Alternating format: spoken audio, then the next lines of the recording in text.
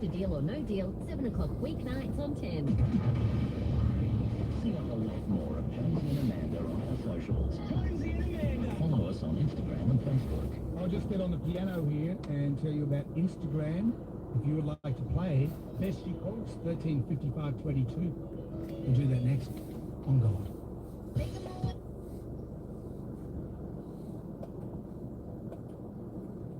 Playing, but at the end of the match, which the thought was either just not reasonable was handily crashed, the camera panned around to the corporate box and he saw the president of Western Bulldogs Stable organised at the time. And he just made the offhand comment and said, well, very good. And Mark, again, that's another example of where he used sort of popular culture, and so a lot of what his committeeisms are not just about the moment in the sport, they're about the moment in the community more broadly. Exactly, very sharp mind. Very sharp mind. Mark, good to hear from you. Here's just a little bit of what we heard earlier in the program from the fellow West Australian and ASL commentator Basil Zemplas, who told us how Dennis was able to keep his commentary constantly fresh and relevant. I used to sit next to him often on planes. He'd be reading popular culture magazines from America, the sort of thing that most Australians of any age would never read. But he'd subscribe to get them. And he wanted to be up on trends. He wanted to know what the lingo being used around the world was. And he wanted to infuse that into his broadcasting to keep himself sharp and modern and at the cutting edge. And he did it magnificently. He did indeed. Michael says, some funny line, there's Kitafidis, more vowels than possessions. On your television a little later, if you're on the ABC News, 7 o'clock, Channel 2, Tamara O'Dine will be with you. Hello, Jan. Hello. We will be having a lovely tribute to the broadcasting legend Dennis Cometti tonight, and it really is a matter of which grabs you put in, because there's so much gold. So many on select from. One of my favourites was Liberatory went into that last pack optimistically and came out misty optically. If our audience is any guide, that is the one that people remember the most. It's very hard to say, but the number of people who have reminded me of that, and they absolutely, that's really stuck. Yeah, so that's very, very sad. And when that news broke today, stuff like that happens in the newsroom and everyone goes, oh no, really sad. So we'll have a lovely tribute package to him tonight in the bulletin. We will, of course, be starting with a run. I know you were just talking to Bridge a moment ago about the Supreme Leader's second eldest son being tipped as the likely successor. We'll also be looking at Iran's retaliatory strikes across the Gulf. We've spoken to people inside Iran who've bravely broken through that internet blackout to be able to tell about their fear of living under constant bombardment. As Bridget was pointing out to us too, though, without pre-warning, without basements to go to. So Bridget filed a story for us tonight about that. We're also looking at the first commercial flight from Dubai to Australia since the war began. It's on its way to Sydney as we speak, with more than 200 Australians on board.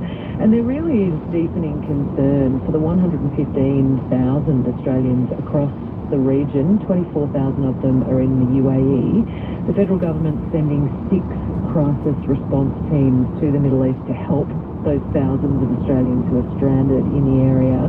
If anyone's not saying exactly where they'll be going, but has said that they'll be supporting diplomats on the ground, and she's described it as the biggest consular operation ever undertaken. What a logistical feat. Well, I'd be keen to know what that actually means, because as they've said, the best option is going to be commercial flights for getting people out, and there are very few commercial flights, so what are they actually trying to do? I know, and it's also sort of registering all of those people too. I mean, 24,000 people in the UAE alone. It's a lot of people. When you look at the number right across the region, it is huge. We're also going to be taking a look at the huge clean-up bill to remove asbestos from the Grand Prix track at Albert Park. So that's, of course, happening after this year's event for the new development that is taking place there.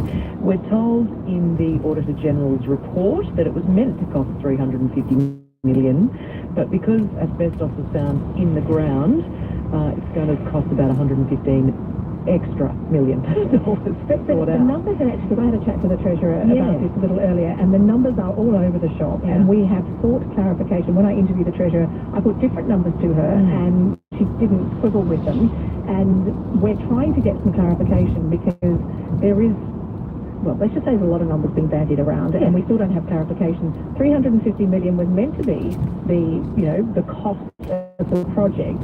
Don't think that allowed for the asbestos, but now we've got this 395 million. We know there's a blowout because of asbestos, and certainly the Minister accepted that because there's no choice, was basically what she was telling us.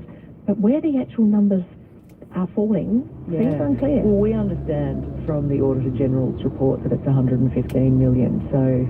But how does that fit with the original 350 million? Yeah, correct. This is, anyway, this is... And look, and the people who live around the Grand Prix area as well, in Albert Park, St Kilda, St Kilda West, etc., Middle Park, South Melbourne, we've spoken to a lot of residents there about what their life has looked like over the past few weeks. So normally it's a 1 week sort of area shut down, if you like, and people expect that their lives will be turned upside down for about a week while the preps are underway for the Grand Prix.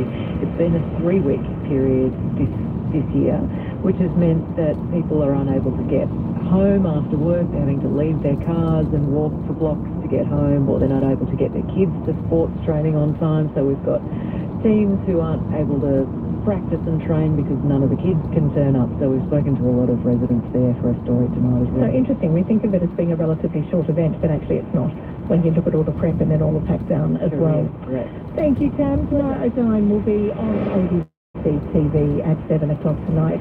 Coming up, What If Wednesday? What if we made it mandatory to learn a language all the way through high school? Do you think that would help improve the rate of people choosing to take or learn a second language or even a third language in this country? And do you think it matters? Do you think that we do need to have more Australians who speak a second language? Join that conversation, 1300 222 774. But let's check the traffic. Here's Louis Becker. 774 ABC Radio Melbourne. Traffic. Thank you, Ali. Good afternoon. Just had a collision on the Eastern Freeway heading inbound after Middleborough Road before Tram Road in the left lane. A couple of people walking around on the roadway, so please slow down for their safety. Traffic merging at the last minute too, so just be patient, allow extra travel time heading through there. Traffic starting to bank up very quickly. In Kensington, we've got a broken down truck on Flemington Road heading eastbound right underneath the Tullamarine Freeway overpass. Merge to the right lane still getting by. Allow extra travel time if that makes up part of your journey this morning.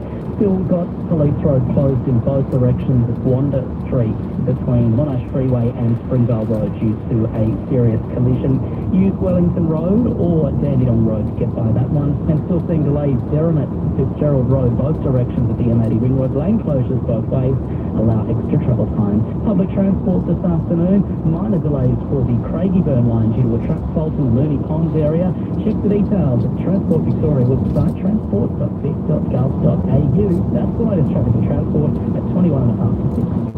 Hi, it's Rochelle Hunt. Join me this Friday at 11 for a special International Women's Day program on perimenopause and menopause. HRT, Rage will cover the lot. Friday at 11 on 774 ABC Melbourne. Live across Melbourne. This is 774 ABC Radio Melbourne. Drive with Ali Moore. What If Wednesday up next. I was thinking now to What If Wednesday has been, so here it is. Those big what ifs in life. How would that work? What shall we do with it? What if? What if, what if, what if? It's time to have those conversations. Yes, indeed, on What If Wednesday this afternoon, this is when we take a hypothetical and we ask, what if? What if we made it mandatory to learn a language right up to year 12 at school, all the way through? I wonder how many of you can recognise some or all of this. 안녕하세요. Hello. konnichiwa. ¿Cómo está? Guten Tag. Hola. Hey. Marhaba. Здравствуйте. Ciao. Saudona. Ya. Ahoy. Bonjour. Bye. Salam. Namaste. Right now, Victorian schools are required to provide a language program for all students from prep to year 10. What if you had to learn a language all the way through high school? In the last census, back in 2021, around 1 in 4 Australians spoke a language other than English at home. So, you might think our country is linguistically rich. When you look at how many Australians actively choose to learn another language, the numbers are not so good. In the 1960s, around 40% of students graduated with a second language qualification. By 2021, that figure had dropped to just 8.6%. So we've gone from 40% to just 8.6%. And globally, we don't fare favourably. In the EU, for example, 97% of students graduate with at least one foreign language. So you might say, well, we're a much more isolated country. But is that a good argument? The world is now a very interconnected place. Here's the Foreign Minister, Penny Wong, encouraging people to learn Indonesian, which she speaks fluently. It's going the wrong way, so I'd say to Australians just to get out and learn the languages of the region. Because Indonesia is so important. It always has been, it always will be. We understand that. It's part of our region, it's part of our history, it's part of our culture. It's part of our region, it's part of our history. But maybe you can relate to this experience. How many languages do you speak? One. English. If you were to learn another one, what would it be and why? I started learning Japanese for a while. I know a couple words. So why